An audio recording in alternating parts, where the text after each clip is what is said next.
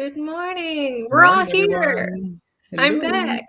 And Mags is here. And Greg is here. Amazingly, I'm here. Yes. I know I thought I was gonna be by myself today. And I had Chris Chris almost was gonna come on. Because Mags is in the middle of nowhere. Mags in the middle of nowhere and Greg was taking care of baby. So Yeah, I might have Grandpa Greg. Grandpa Greg. Yep, I was on Grandpa Greg duty. So we're going to try and make this short. I have 43% of my battery left. Let's so if Mags drops out randomly, it's because her battery died. Yeah, it's nothing personal. That's right. There's no power, so that's right. Oh, Pip, thank you. Oh, that's nice. Very kind. I'm trying to make it show. It's not showing. Something's going on weird. Okay, let's see if I can do this. How about we go crazy here? Oh, crazy. Oh, we can't. It's going crazy, all right. Really? Look at what Aowen put up for us. This is on the Facebook page. If you wrote your own epitaph, what would it say? We've got pretty good questions. She could have been a contender. She could have been a contender. Gail's hilarious. Finally, it's quiet. Yeah. TV off, windows closed, stove not on, lights off. Beam me up. Beam me up. Beam me up, Scotty. It's apropos because that's very apropos. It is. Yeah. We don't miss his dad jokes. I told I'm sure they missed your dad jokes. Yeah, really. I bet Greg has some really bad dad jokes. But now he's upgraded to grandpa jokes. Yeah. We won't miss his dad jokes. I told you I was sick, and then there's another one. I like that. I knew it. A simple man, no regrets. I'd probably do no regrets. No regrets. That would be me, Queen of Typo. Oh, and Peggy's putting her WikiTree ID. Nice. Yeah, I just put my WikiTree ID. Sillers 271. Enough said. She bought us a gift of laughter. Let's check out the G2G post. 27 years. And this one got chosen as best, and it's devoted mother. It's very plain and simple. Mm-hmm. And Alexis also says that she'll be in the Fort Gibson National Cemetery because that's where her mother's headstone will be. So, see you later, Roz Haywood. Join me in paradise, Tommy Buck. Of course, Tommy. Kathy Forbes says, and he lived happily ever after to the end of his days. Oh. W.C. Fields wrote, I'd rather be in Philadelphia, but hers, this Roger Stong's should be, finally got the answers to my brick walls. Yaha. I was a descendant, now I'm an ancestor, Carol Baldwin. She tried her best, Andrea Boudreau. Don't let a little thing like my dying stop the party. John Vasky, how about that? My body lies, but still I roam. Shelley Burmeister fell down a rabbit hole and has gone to check out her ancestors. Fiona McMichael, Kathy Andrell, now on the other side, meeting up with all my ancestors. Hope heaven can cope. Listen, I'm at a family gathering this week, and there's 40 people here. Talk about having all of your descendants and ancestors in one place for some of these kids. She lived, she loved, she's at peace. That's June Butka. Eric Weddington says, the birds have vanished into the sky. Now the last cloud drains away. We sit together, the mountain and me, only until only the mountain remains. Lee Poe, that's a good quote. Still figuring things out, Matthew Sullivan. I'm hoping that if you get there, Matthew, that some of the things will be answered for you. She lived, loved, and lost, but still laughed. That's Cheryl Hess. Mrs. McGyver. Here's the one thing I could not fix. Aurora Anonymous. And Leanne Deere says, I'm going to answer this some indirectly. I know you're across the universe, ever so divine, but remember me in your dreams, and I'll remember you in mine. That's assuming we dream when we pass. I have been looking forward to this for age at years. That's kind of funny, Luther Brown. Camille Rousseau, "For my rotting body, flowers shall grow, and I am in them, and it is eternity." That's Edvard Munch quote. Nick Ziegler says, "I died. I can't reach my coffee, but getting to hang out with my favorite brick walls is a nice trade-off." Yeah, I haven't had coffee yet this morning. Can you tell? Here's the next one. "Here lies Ted, fell out of bed, caved in his head, very, very dead." "My kids are free of me at last," from Christina Adams. George Gibbs says, "Always tried to improve myself as a Christian. I never deliberately lied or cheated, but always happy to help others, so not healthy or happy as myself." That's interesting. "Nothing in life is certain. When you get the chance, always dance." Judy Adden. That's kind of cool. I love this. Paul Ballard, "Done digging." And Hillary Gadsby, "Gone to join those she spent so long looking for and bored the rest of us talking about." There you go. That is the question of the week for this week. I had shared it while you were reading, Mags, but Chris said Pip should be "That's the last time I played bagpipes." Ooh, or wear a kilt. I think That's Pip's funny. headstone should have a kilt on it. Wow. Ooh, it should be a marble kilt. A marble kilt. Ooh. Yes. Pip, we're giving you ideas. Write these down. Write these down. Pip. Yeah, because there's different colors of marble, right? So you could have red marble. Yeah. I'm not sure what tartan would fit best with a marble kilt, but Nope. I'm sure Pitt could figure one out. I bet he could. You probably have them his favorite kilt, get it replicated as a headstone. Yes. There you go. And Pip, some of my cousins own Galden monuments in Rock Hill. I bet they could do it for you. Just saying. Oh. Fine. Gotta have it. So I like Chris's here. "That really is the answer to life, the universe, and everything."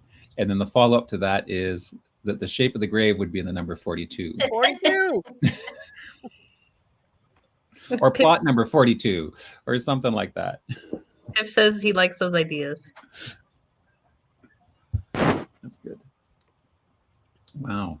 You were super efficient, Megs. Yeah. There wasn't that many. I guess it's just short, sweet. Short and sweet. Yeah. And there were only 26. Yeah. You weren't here, or no, you weren't here, Sarah. Last week there were 100 and something, and I read every one of them. Oh, damn. Yeah, it was huge. But it's nice to, give credit for all those who participate and share their ideas and stuff. So nice. Well, we might, if we have a little bit of extra time at the end, not that I want to make Sarah late for a very important date, but I can always leave you to do your thing, Greg. That's right. We could just leave you Most here people do, for the actually. week. They just walk away. You could still be going next week when we get back. I know. No, I just wanted to show a few of the new features of the 6 Degrees app that I released this past week. Woo-hoo. Woo! And there's one new feature, brand new, that no one even knows about, that I just added 5 minutes before we started. Really? Wait. You had a baby in your lap. You were. Grandpa Greg was multitasking. Multitasking. That's impressive. Well, yeah. Anyways, that will be revealed. All will be revealed. But what also could be revealed is the profiles of the week. It's a good theme this week. What's that? It's a good theme this week. I was telling Mags my mom's not here, but this is her favorite. Is it? Yeah, she complained when it was Star Wars. She preferred Star Trek. Yes. Well, I mean, I like Star Wars enough, but Star Trek is definitely my jam. That's my favorite. Your jam. That's my jam. Yeah. And I've become a new Doctor Who fanatic too, so I really like that. But we would never have known that from your coffee mug. I know, you'd never know that at all. But the profile of the week is about the Star Trek crew member you're most closely connected to, and sadly that is because we lost Nichelle Nichols this past weekend, who played, of course, Lieutenant Uhura. And here's her profile here. So she was born Grace Dell Nichelle Nichols. So she went by Nichelle, like with an N. She was born on the 18th of December 1932. So the same year that my mother-in-law was born, actually, now that I see it, in Robbins, Cook County in Illinois. Daughter of Samuel Earl Nichols and Leisha May Parks. And she passed away the end of July, 30th of July, at the age 89, age of 89. So in her 90th year in Silver City, Grant, New Mexico. She was a member of she's part of the U.S. Black History Project and the Black Heritage Project. American actress made famous by her role as Lieutenant Uhura, communications officer, one of the first Black women to be featured in a major television series, and her prominent supporting role as a bridge officer broke the stereotype for Black women characters. And she kept breaking stereotypes because her character was important not only in the original series but in the follow-up films as well. She was a captain and an admiral. Yeah. Did she make admiral? I think she did. Chris, let us know. Chris would know for sure. But it was very impressive, and she inspired lots of people. And there's something in the profile which I'll get to later on. Grew up in a suburb of Chicago, had 8 siblings, but she started as a jazz singer. So this is really cool. So she wasn't initially an actress; she was a jazz singer with Duke Ellington, who's one of the greats in the Hampton Band. Sang and danced in New York, along the West Coast, in the Chicago theater. Had 2 marriages there. And in 1966, this is cool, Dr. Martin Luther King, of all people, strongly encouraged her to continue her non-stereotypical role as Uhura because of its positive influence on millions of viewers, Black and white. And after Star Trek was canceled in '69, she volunteered her time with NASA as a very successful recruiter of minority and female personnel. Wow, I didn't know that. I didn't know that either, but that's very, very impressive. That is really cool. Yeah. And a number of people have credited her role and her prominence as part of an inspiration for their career. Whoopi Goldberg, I know, has gone on record to say that, which I think is one of the reasons why she wanted to be part of Star Trek when it came time for Star Trek: The Next Generation. She wrote her autobiography in '94. This is sad. I didn't realize this, but in 2018, she stopped going to conventions because of her diagnosis of dementia. So that's what she would have been battling with the last 4 years. But very impressive person, wonderful role. Loved her in the show, in the movies, but impressive person as a human. The next one, like some of the ones that have been chosen, had important roles in the show, but are still living. So their bios are very short. So Denise Crosby, daughter of Dennis Michael Crosby. Oh, father's Dennis. Her name's Denise. That's kind of neat. Born in the 50s and often remembered as Lieutenant Tasha Yar from the Star Trek universe. You got eaten by tar. Eaten by tar? Whatever that black thing was that ate her and took her off the show. She had the most ignominious death and departure from the universe. Like, it was very, very sad.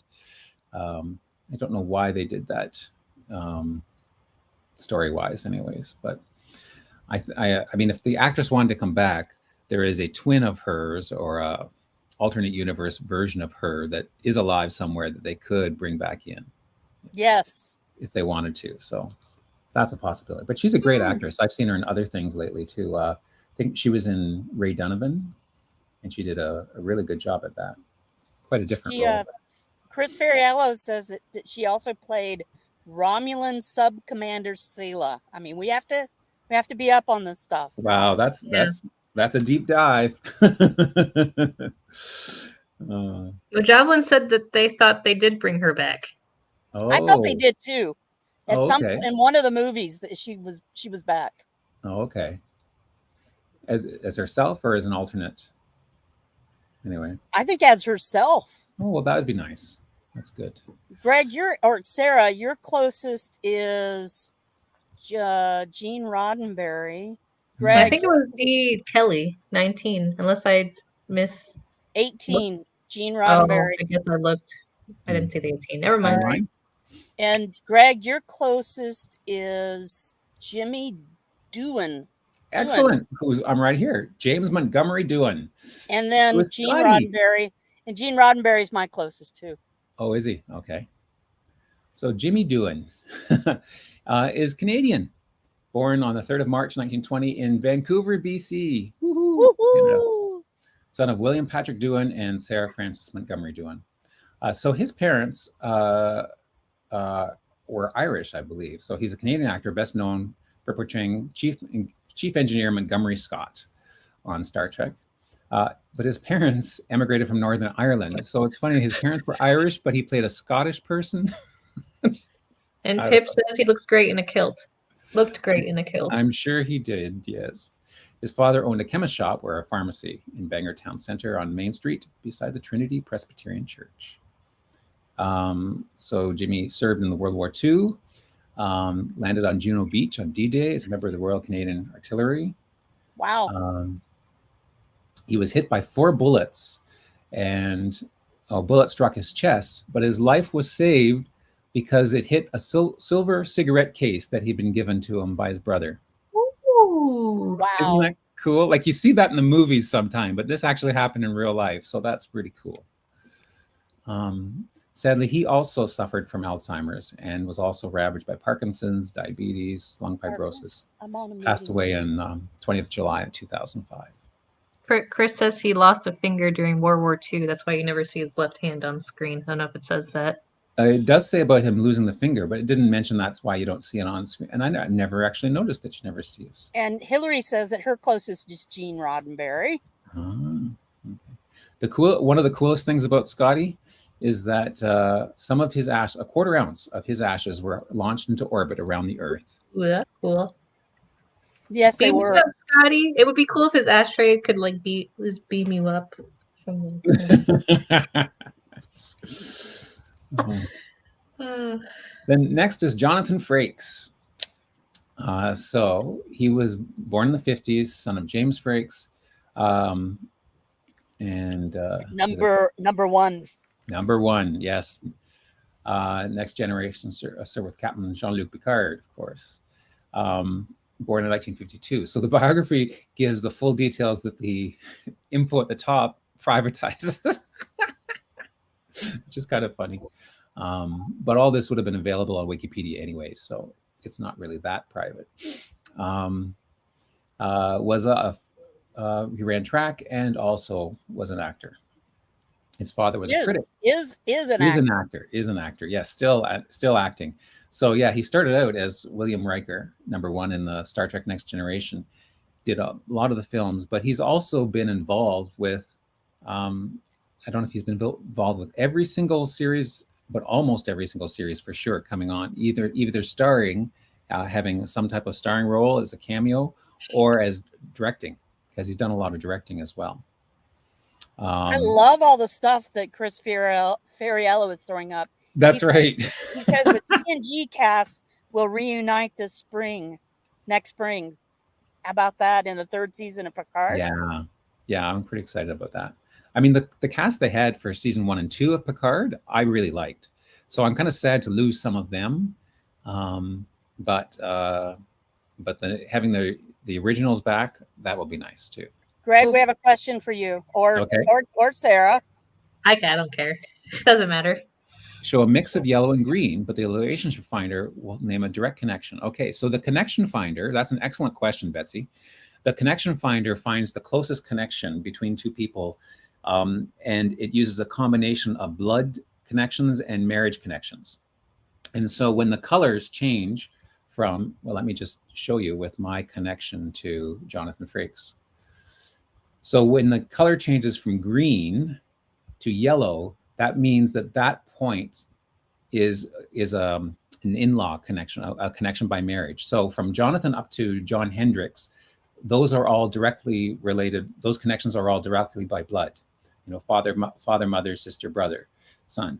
But here we're jumping over to his wife. So the next yellow ones are all connected by blood. But then when we switch back to green, we go from a sister to a husband. So then it's a switch from because of marriages. So when you see this, there's two marriages only. Connections are by marriage.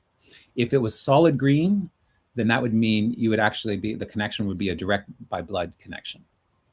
So, and then this also finds the closest connection, even if you're blood related. So Yes. you could still be cousins, but more distant. But this will show the closer one. Great question, though, Betsy. Great Excellent question. Yeah, yeah. And it surprises me sometimes. Well, I'm a cousin. Why is the connection finder not showing my cousin relationship? But when you think about it, the cousins have to go all the way up to the most common ancestor and then back down. But sometimes by marriage, you can sort of short circuit that. If two brothers marry two sisters, or so many combinations. But excellent question. And Betsy Coe is the member of the week this week. Yes. Ooh, yeah, congratulations, Betsy. How am I related to her? Way to go, Betsy Coe. Oh, geez. There's Grandpa Greg with his Grandpa Greg jokes. Sarah, you're 26 degrees from Betsy Coe. Greg, you are 24 degrees from Betsy Coe. Yay. And I'm probably close to Sarah. Up. I got to go back. Go ahead. Keep going. Okay. So next we have Bones. Jackson DeForest Kelly, born in 1920 as well, same as Montgomery Scott, in Toccoa, Stevens County, Georgia. So that would explain his accent, his Southern accent on the show. Son of Ernest David Kelly and Clora S. Kelly, or Casey. He died on the 11th of June, 1999, at the age of 79, in Woodland Hills, Los Angeles County, California. He was born, so in Georgia, he was born, it was just 90 miles from Atlanta, son of a Baptist minister and his wife, and delivered by his uncle. That's kind of cool. Of course, best known as Bones McCoy on the original version of Star Trek, and in all of the movies. And he did have I believe there was one episode where he joined this Next Generation crew. But Chris can correct me if I'm wrong, but I think he did not want to be beamed aboard, so they had to get him on board by a shuttle because he never trusted those transporter things. After spending his teenage years at the Baptist Church, he left Georgia. He recorded a single. He was recorded as a single white male. Went to the U.S. Armed Forces draft, and then enlisted in the Army. Got married, did some minor roles, and then did a number of TV roles, often in Gunsmoke, Gunfight, those sorts of things. Gunslingers and Villains apparently was his forte. And then he met Gene Roddenberry, who was an ex-policeman. I didn't realize that was part of his early career. And Gene, of course, and then cast him. He was originally asked to be Mr. Spock. So wouldn't that have been interesting? Really? Yes, that would have been a whole different ball of wax. Yeah. Wow. I just don't know. But luckily, he decided that he wanted the less alien role of Dr. Leonard Bones McCoy. Kind of hard to hide that Southern accent. Yes. A Vulcan with a Southern accent may not have made a lot of sense. No. He could have been a Southern Vulcan. Yeah. Anyways, he said he was proudest of the positive impact his role had as a Star Trek physician in attracting young people to become medical doctors. So that's very cool. His body was cremated and his ashes were spread over the Pacific Ocean, not in space. Then we have the real Spock, Leonard Simon Nimoy, born on the 26th of March, 1931 in Boston, Massachusetts. Son of Max Mordko Nimoy and Doris Spinner. Passed away the 27th of February, 2015, the age of 83, way too young, I still think. Los Angeles. Does everybody else get disconcerted when they see pictures of him smiling? I know, it seems weird, doesn't it? Is he talking on a phone or does he just have his hand up? I think he's just like laughing. I think he's doing what I do all the time during LiveCast when I'm sitting in chairs like this. Like just your hand on your. Yeah. I really like this bust of him. There's a town in Alberta that's actually called Vulcan. We actually drove through that in our motorhome once, I think. But we didn't see this because we would have taken a picture beside this. But anyways, yeah, see, that's a bust of Spock with the live long and prosper hands. I've always wanted to do a fun tour of the U.S. and Canada and go through all of the places that have weird, funky stuff like that. when we did our motorhome trip with our kids when they were younger, we did that. We saw the giant nickel in Sudbury, the giant Winnie the Pooh in White River, the big goose in Wawa. Anyways, there's lots of those sorts of things across Canada. But anyways, his parents were Russian. And in fact, which is the word Nimoy means person who cannot speak in Russian. Isn't that neat? Interesting.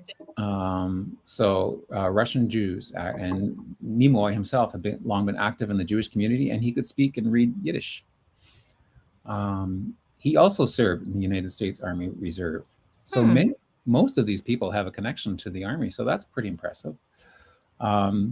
Unfortunately, he died of chronic obstructive pulmonary disease, or COPD, as it's more commonly known. Chris, we're talking about the wrong series. Bilbo Baggins, yes. But no, he sang that song. Oh, he sang the Ballad of Bilbo Baggins. Oh, neat. Did not know that. Never mind, Chris. Sorry. He's probably a better I was proved wrong than William Shatner.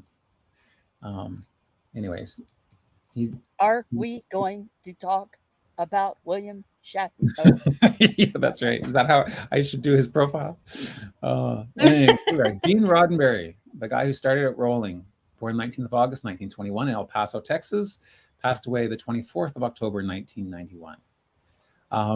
And he's married to Major Lee Hudek. And do we have her down here as one of the? I don't think we do. Oh, she should, but she's not. She should be. Well, she is now. I don't think she is now. She is now. Okay. Major Barrett, Roddenberry, who just skipped over her husband. We're talking about that's her. Right. We'll come back to him in a bit. But Major Barrett, she was a major part of every Star Trek series up until she passed away, because not only did she play, she was what else did she play? So she was played Loxana Troy, so she was Deanna Troy's mother, but she was the voice of the computer in every episode up until she passed away. But she was also, wasn't she Nurse Chapel? Yes. Yeah. Why does it not say that here? Well, I guess you're gonna have to fix her profile. Is it, Chris? Confirm with me, please, that she was Nurse Chapel as well. I'm pretty sure she was. But even after she was no longer acting, she still had actually she was hilarious as Deanna Troy's mother, Loxana Troy, in the Next Generation. She was. But then continuing on as the voice of the computer, it just seems wrong now when I hear modern Star Trek without her voice. So she was Nurse Mother Nurse. Chapel? Okay. Nurse Chapel. So, Chris, your assignment, should you choose to accept it, is to adjust her profile to include that nugget. So she had, I would argue, she had at least as big an impact on Star Trek as her husband. I agree. Regard. And probably easier to get along with, I think. I just now his bio is pretty short, maybe because he didn't get along with people. I don't know. I heard that he could be a little crotchety at times. And that's our closest, right, Max? Yeah. Good crotchety guy. Well, I guess I wonder how much closer we'd be to his wife. To his wife? I wonder if we're closer, more further away. One step closer or whatever. One step further, or who knows? One step further. Yeah. But, no matter what, he started it all off, and without his vision of the, wagon train to the stars, then none of this would have happened. So you got to give him huge kudos for that. Anyways, there's lots of other sources. The Wikipedia has lots of articles. It's also interesting that you say that he was sometimes hard to get along with when he wrote about utopian societies. Okay. Hey, Finnegan. Okay. Okay. We have guests here. Oh, I know. Sophia's parents are here to pick her up. Oh, sorry about that. Animals are always welcome. What's that? Animals are always welcome. Yeah, that's right. Yeah, you're forgiven. William Shatner, Captain James T. Kirk, born in the 30s, still kicking. Actually, not only his actions, his action. What's that? He's the only one that's been to space. No, I was going to talk about that. He was not the first. He was not the first one. You know who was? He was Scott. Well, alive. The first one alive. Dr. Mae Jemison, the one-time Star Trek actress who beat William Shatner to space. She was an astronaut. No I wanted to bring that up when we talked about him. I thought you were going to say it was Jimmy Doohan. No. Yes, I was going to say he was the first live one to be in space. I know. But he's famous Canadian actor, musician, singer. So, have you ever heard his? Which was it? Was it Lucy in the Sky with Diamonds that he sang? Oh, it was painful. Oh yeah. Yeah, it was funny, painful, hilarious sort of thing. Yeah. So Chris has updated her profile. Okay. That's right. She was also number 1 in the original pilot. Yeah. Anyways, I always liked William Shatner and the things he did. You just can't take him too seriously. I don't think he takes himself too seriously sometimes. No, he doesn't. So, you got to appreciate that. Someone who's able to laugh at themselves after the fact. Brent Spiner. So, born in the 40s. Also, short bio here because he's still alive, but most famous, of course, for playing the android Starfleet officer Lieutenant Commander Data on Star Trek Next Generation.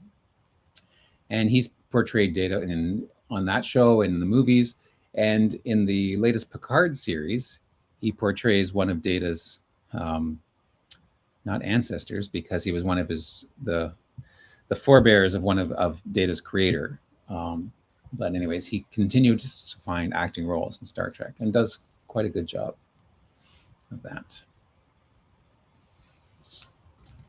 Then we have Sir Patrick Stewart. Sir Patrick Stewart, Order of the British Empire, born in the 40s, filming, or I think they finished filming season 3 of Picard, but he had a 3-year run there. Probably long after he figured he was done portraying that character, but I'm glad he brought it back because he did a great job. Yeah. In many ways, I think he's one of the best Star Trek captains because of his reserve and his intellectual approach to it. But it's interesting. Each of the captains has their own niche and their own way of approaching things. So, but he's had many roles on stage, television, and film, not just in Star Trek, of course. Mm-hmm. Born in July 1940, youngest of 3 boys. He credits his English teacher with starting his acting career. He basically put a copy of Shakespeare in my hand and said, "Now get up and perform." So there you go. When your teacher says get up and perform, I guess you do. Mm-hmm. And he just didn't stop. The teacher just didn't say, "Stop performing now." He had several brief jobs, but he and Brian Blessed, who's also a well-known British actor, received grants to enable them to study at the Old Vic Theatre School. And he joined the Royal Shakespeare Company, did lots of Shakespeare and roles. And then, of course, 1987 came the breakout role as Captain Picard. And he wasn't sure it was 87. What's that? That was only in 1987. I know. Wow. That was the year. So he's been portraying Picard for as long as we've been married. That was the year we got married. I have not married you, Greg. No, not us. I mean, me and Julie.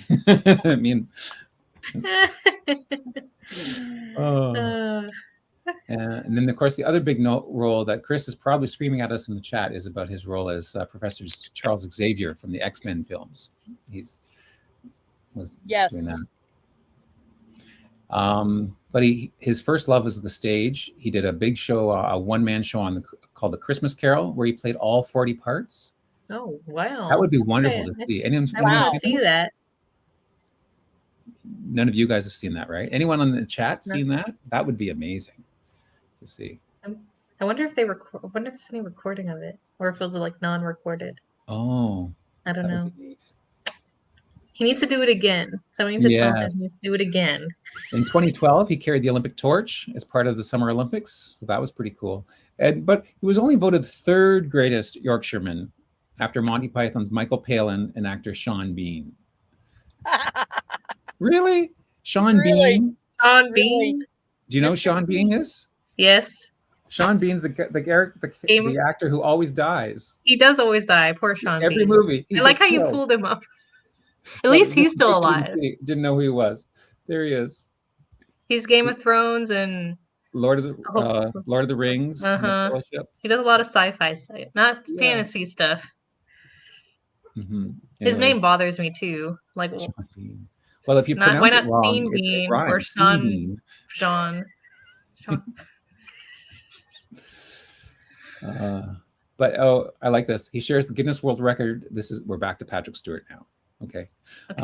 Shares the Guinness World Record for longest portrayal of a superhero with his Professor X. That's an interesting world record to have. Okay. June says during COVID, Stewart read daily on Facebook. Oh yeah, I heard that. When that remember the ice bucket challenge for something. No, I know. I just can't think of the name either. Okay. Yeah, the ice bucket challenge, when that was going around, he did a really neat demonstration for that. So, because, and it looked like, he was about to do it, but then what he did was he just took out his checkbook and wrote a check for instead of actually dousing himself in ice. ALS. I was thinking it started with A, but I knew it wasn't Alzheimer's. But I was thinking ALS. I just had to go one more letter. Richard Wheaton. What's that? This is the last one. This is the last one. Richard Wheaton III. So that's born in the 70s, also known as Will Wheaton. Was born to actress Debbie O'Connor and medical specialist Richard William Wheaton Jr. He was born on July 29th, 1972. So he just had a birthday. It would have been a big birthday for him. Wow. 50? Is that right? Is that right? That's right. Okay. My math in my head says it's right, but my brain. Little Wesley Crusher is 50. Little Wesley Crusher is 50? Oh my goodness. How can that be? That's weird to think about. But he started A Long Way Home and The Secret of Nymph. Mrs. The Lost Boys? Was he in The Lost Boys too? Last Starfighter.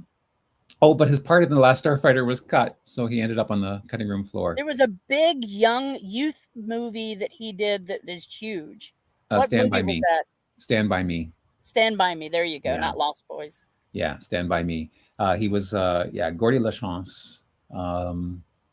That movie, like, you watch it again, and there's lots of nuance in there that I missed the first time around. It's kind of a sad, it's interesting. It's a good movie. It's well done. But yeah, he played in that. And then of course he went on to play Wesley Crusher in the first 4 seasons of Next Generation. And that character even actually came back in the season finale of Picard. Oh, spoiler alert, sorry. Uh-oh. I won't say what or how. But I love when he shows up in The Big Bang Theory. Yes. He's almost like Sheldon's nemesis. Yes. Well, Sheldon doesn't realize it. He's like Seinfeld's Newman to Sheldon. Exactly. Yeah, his foil. Oh yeah. But after he left Star Trek, though, he took part. He worked in a tech company and has appeared in video games and comic books. Video Toaster 4000. Yeah, the Video Toaster 4000. I almost feel I should know what that does, but I don't know what it does. Can you video chat somebody while toasting? Maybe. Or I'm not quite sure. He was also in The Sandlot, according to Judith. That makes sense. Yeah. Okay.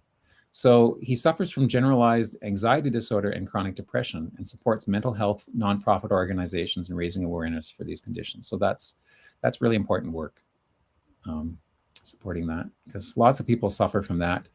It's again one of those silent and visible things. No one knows. But anyways, there's your roundup of the Star Trek crew. Hey, Greg. So glad you could be here to do that. I was ready, kind of. I was kind of ready. I was kind of ready. You were kind of ready. Oh, I'm sure you would have done a wonderful job. You would have had to get your mom off holidays to get her on the screen with you. Yes.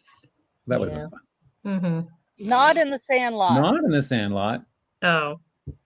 Okay. Thank you, Judy. Judy, we almost trusted you, but then. Oh, yeah, well. Sarah. Oh, photos. I wasn't even ready week? for photos. Oh my gosh. What is the theme this week? Let's see.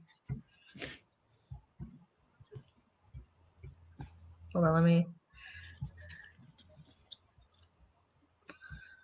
The theme this week is reunion. Unless we want to do, let's see. See how many photos there are. There's only 4. So we'll do 2 since I have. Did you guys do the photos last week? I'm assuming. Okay. I think so. There's only 4 photos to share, so we'll just share 4. I did the photos last week from the cottage. Remember? Yes. Yeah. Let's count how many. Yeah. Okay. So the theme is reunion. So this should go quick. We'll look at these 4. Go to the GG post. See if there's any extra ones. We have Mary with 2 of her brothers.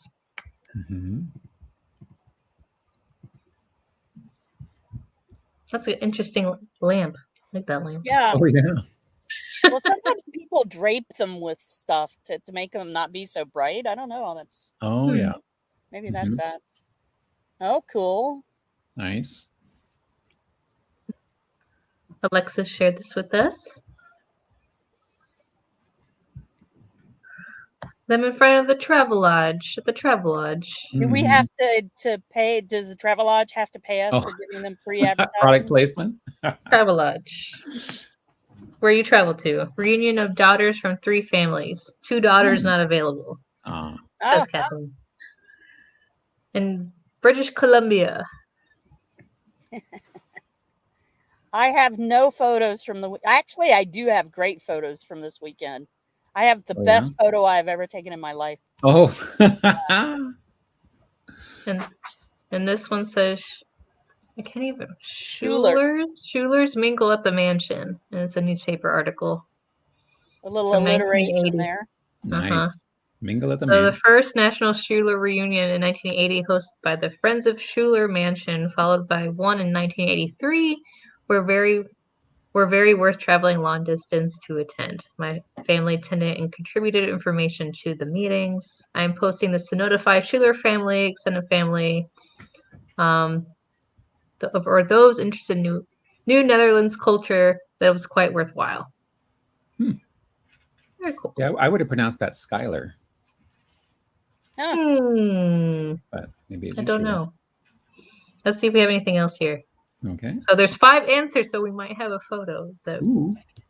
Let's see. We saw that one. So this was a photo taken last week from the 39th Bomb Group reunion in Baltimore, Maryland. He was a World War II pilot, and he flew a B-24 and B-29 missions. And we had the reunion near Frank's home, and we plan to have our next reunion in May on his 98th birthday. Wow. That's cool. Oh, Nikki said that my pronunciation was right. Oh, really? Skylar? Is that what you said? That's what I said, yeah. Okay. Thanks, Nikki. We didn't see this? Keep going. So we didn't see this photo. When I was barely past 20 in the early 1970s, I did a knapsack tour of Europe with my friend Jan. Our friend Corrine went at the same time, but was traveling alone. We all met in London for a few days. Then Corrine left for Amsterdam, Greece, and Israel. Jen and I were headed for France, Spain, and Italy. See you back home in 3 months. And then there are the 3 of them. Okay. Is there in the painting and behind there? Is there a horse in that? No, it looks like a bridge. Oh, a bridge. Bad. Okay. Yeah. Because I was trying to get Chris was trying to count animals, and I don't think we've come across any yet. So. No, we have not. Oh, what's this? So in 1824 to 1825, the Marquis Lafayette, hero of the American Revolution, toured the U.S., traveling some 6,000 miles. In Pittsfield, as in many other cities, he was greeted by local residents and reunited with Revolutionary War veterans. Wow. And we saw this one. This was the reunion of 3 siblings in their home in 1987 in Essex, England. And then this was the Travelodge. And that's it. That's all the photos, guys. I'm gonna share mine real quick. Hold on, let me share my screen. Okay. Add to stream. There we go. Oh, looks like you guys setting off fireworks there? You sent that picture. No, we built my Oh. brother-in-law actually built a rocket out of paper towel tube and stuff, super glued it together, built a rocket. He's the one pulling it, setting it off, and that is my nephew in front of me watching his dad do this. But what's incredible is I caught the rocket in the frame. That is pretty cool. That is pretty cool. That's like the that best. is very How cool. high up did it go? About 300 feet. They set one off last night that went really high. It was cool. Yeah. Are they building them at there, or he has on standby? We're building them in the garage, and then we're going. There's this is a loyalist track, so it's 10 acres, and there's lots of room back here. So lots of fun. Neat. Oh, Betsy just said she shared a photo. Oh, let's go. Let's go look at it real quick. I am out of power, guys. Oh no. So I'm going to check out. You guys have a great WikiTree week, and I'll see you later. Bye. Thanks, I'm going to share Betsy's photo real Thanks quick. for joining. Betsy's photo real quick. Oh, where is it? Okay. Oh, she missed it. I was almost ready. Look. Aw. That's so cute. Nice. That's great. When was this photo? In 2006. Mm-hmm. Thank you for sharing that, Betsy. Very nice. Okay. Yeah. I guess you can give us some updates for your... I was trying to find my picture that I posted on Facebook of my reunion the first reunion when I got together with my biological siblings and my adoptive siblings. We met for the first time, but I can't find it that fast. So.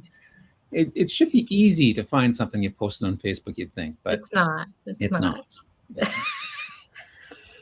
Sadly. Okay, so I will get out of my Facebook page. Okay. The dog needs to come back. The doggy wants to come back. Yes. Okay, Finn, what a suck you are. Here, say hi. Say hi to Hi. Look, we have one pet. We got one. We got one pet. That's our animal. Counter. We've at least met our quota for the week. I mean, I have one right there, but she's sleeping, so she's not actually on. Okay, so I actually did I updated the 6 Degrees app on Monday, and I made a GTG post about that, and I actually did a YouTube video talking about all the features of the app. And I actually went through all the features, not just the new ones, and took 25 minutes. So I apologize for the length of that. Well, now everybody can, whenever they want, they can go watch it. Whenever they want, they can go watch it. And I did it, I use the app. So, sometimes the app is loading and stuff. So I didn't talk super fast. So it shouldn't be too confusing in that regard. You should be able to just follow along. But anyways, I thought I'd just show you some of the things that are new. Oh, there's your kitty. Nice. I just like stole her from her. She's not very happy. What do you do when she says? So I've loaded up one of my great grandmothers. And so one of the new things about it is that it can load something this large, because it goes now to 7 degrees to match the CC7 score. So see, I've got over 6,100 here. Now, Kay has asked me, and I still haven't figured out why sometimes the number of dots does not equal the total number of connections. I'm thinking that it's because some of them are doubly connected, and I only put 1 dot per person, but I haven't validated that. So ignore that little bit of math inequality up there. But so this is a huge, see, like there's. That's a big circle. That's a big circle. In the previous version, I couldn't do that. It would die after the first, that like it would die maybe even before degree 6. But I revamped the algorithm, so it keeps on going in the background. So you can play with, you know, as it loads a degree, you can play with things up to that degree while it loads the next degree in the background. So that's one of the things. If you get impatient, you know, you can start playing with it. But let's go down a few so that it's a little bit more manageable, maybe. So I want to show you, when you're at this view, one of the things you can do is you can zoom in on and show different subsets of people. So if you want to show all who are living, there's not that many, because Alphonsine herself, she lived from 1893 to 1931. So all of her contemporaries will have passed away by now, unfortunately. So these dots represent her. Let's see, are there any of her children alive? Yeah, so 1 daughter is alive that I know of, and a niece, and then these would be grandchildren and whatnot, and so on. So when you go into your show, you living connections, but if you click on it again and then there's an X in front of it, that means it's not living connections. So these are all the people who are not living, and the same with actual relatives versus not actual relatives. So the criteria here for relatives is those who are blood related. So father, mother, son, brother, sister, but not spouse or spouse's relatives. So when you go to this, all of these dots are in-laws of some sort. And then the other thing is the profiles I manage. So someone asked early on, you know, it'd be nice to know which if you're looking at all the connections, which ones are ones that you manage and which ones someone else manages, especially if you're trying to figure out when one got updated. You know, you could zoom in and, you know, who to blame or whatever, or who's responsible. Who's going to be blamed? Who's going to be blamed? Yes. So the other thing is I've got this option for profiles by date. So you can show anyone who was alive on a certain date. So that's cool. So if we choose, let's see, so I'll put in my birthday, for example. And people that were connected to you when you were born. That's cool. So yeah, the people who were alive and connected to me when I was born, all of these people are people I could potentially have met. So that's kind of cool. But the one feature I added, so these were in the alive on, alive, deceased by, so which is sort of the opposite of that. The people who had died by my birthday. But the feature I added that was new as of last week is the alive during a lifetime. So you can pick a person here. So if I picked Queen Victoria, these are all the connections that were alive during the lifetime of Queen Victoria, and you can see her lifespan is up here for your quick reference. Cool. Or Oscar Peterson, great Canadian jazz artist. Can you only pick? You only have like certain people there, or? Yeah, I was going to put everyone's name, but then when the list is going to be that long, like 4,000, 6,000 people, it would just be unmanageable. So what I did was, at the top of the list will actually be the target person herself, and then her parents and her grandparents. So if you wanted to see who was alive at the same time as Alphonsine herself, that seems like a rather smaller. Oh, well, maybe not. And that's her, who was alive at the same time as her father or mother, and then one of her grandparents.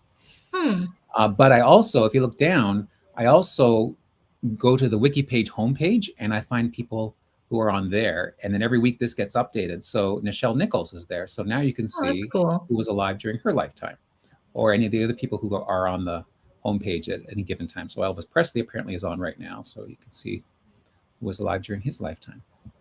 Cool. The other new thing is I've brought back the animation feature. Oh, like that, like. Yes. So the way that works is you can, if you choose by birth date, and we just do it continuously. And first off, it picks the oldest birth date, and then you just hit play, and then it just adds people. Now, there we go. See, people are popping in, and it just builds as it goes along. Cool. And if you stop it, then you can go forward. Oh, this happened. You can go to the very beginning or to the very end, or you can jump. Say you want to jump every 5 years instead of going 1 year at a time. And let's say we want to start in 1850. Okay, just hold on a sec.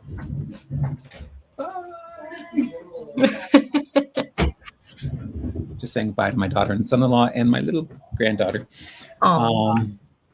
So there we go. See how and it just builds that way. And again, you can pause it, go one at a time. Cool. So that's kind of cool. And so you can do that for a birth date or the profile or a live on a certain date. So this is kind of neat because if you do that, let's say we'll go 1900 here.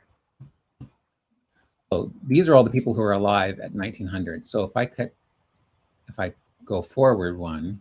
So like a little add and subtract. Yes, exactly. So see people popping in and other people popping out. That's cool. Isn't that kind of cool? Uh-huh. I think that's kind of neat. Anyways. I like how it goes to 2025. Well, it goes to the next adding 5, and then it stops when it's past today's date. But I didn't, like I thought, well, I could have just rounded. Future. It's guessing you're going to be alive. Everybody, the people that are alive now. It's a feature. We'll call it a feature. So that's all the new things on this side, and on the other side, the other exciting thing is that. So I'm going to switch back to my profile. So there's my profile. But you see, it says currently showing 97 connections, biological and adoptive. Because I've now got it working so that you can actually, if you yourself are adopted and you put the adopted child template on your profile, then it pulls in both sets. So I'm going to, first of all, one of the features I have is that you can, so there's a new feature here, so you can choose which family you're going to show.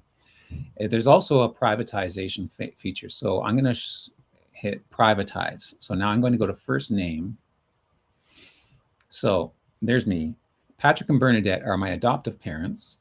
Dwight and Pauline are my biological parents. And then in the next row, so all these privates are my are my actual siblings or children. And then we have Thomas and Louisa, and Eva and Donald are my adoptive grandparents. And then Lyle, Margaret, Eli, and Jermaine are my biological grandparents, and so on. So this is a mix of my adoptive family and my biological family. And if I want to choose just one of them, I can just click on this, and there's just the adoptive side, and there's the biological side. And when I go to the family tree version, when I go to the family tree version, is there a bug? He found a bug. Nikki says it's the best update ever, that she loves it. See her both her adopted and bio family. It would be great if I didn't. The family tree would work. If I didn't have a bug in it. Okay, so when you get to here, now let's see if I reload it. There we go. Okay. So there, let me go back to private. And so now it's showing, let me go to, there's my adoptive family. And let's do 2 degrees. There's my adoptive family, Patrick and Bernadette, my mom and dad that I grew up with. And then I can switch to my biological family, Dwight and Pauline, who I just discovered, and my 2 siblings and half sibling. And then the really cool one is I can show both families at the same time, which is what I've always wanted to do and never been able to do with software before. So there is all of my siblings. The first 2 green ones are my biological siblings. And then see, there's where the split is. These 2 are my adoptive siblings.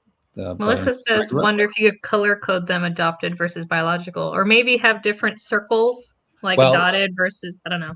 Unless you already have that somewhere. What I've done is the divider divides where they are.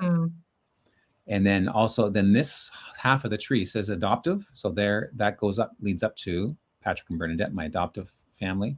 And the biological marker goes up to my biological family. And so I can go up and it goes on, and you can see. So very cool. That's for me, that's very exciting. And someone else also likes that. It looks like I've actually had some very nice feedback from adoptees. And so that's heartwarming too. So those are the biggest updates. Thank you, Greg. And it's 11 o'clock. And I guess if you guys have any, if you're playing with this and notice any other bugs, let Greg know. The last, I teased you with one feature I added 5 minutes before the video started. Oh. And you know what that is?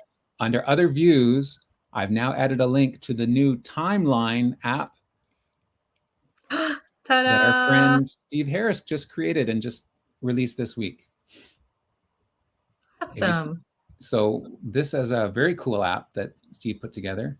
And it just basically gives you, when you put in a profile name here, it gives you the timeline of all the events.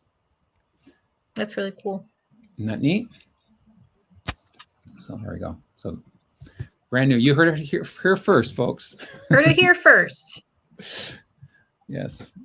Yes, Chris, I did make an app for the Untitled Chapter, which is the Italian sources website, and posted to that. That has a maybe smaller target audience. It's a very specific, it's a one-trick pony app, but it does what it needs to do for those that need it.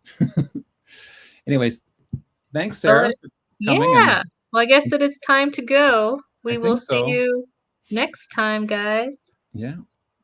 See ya.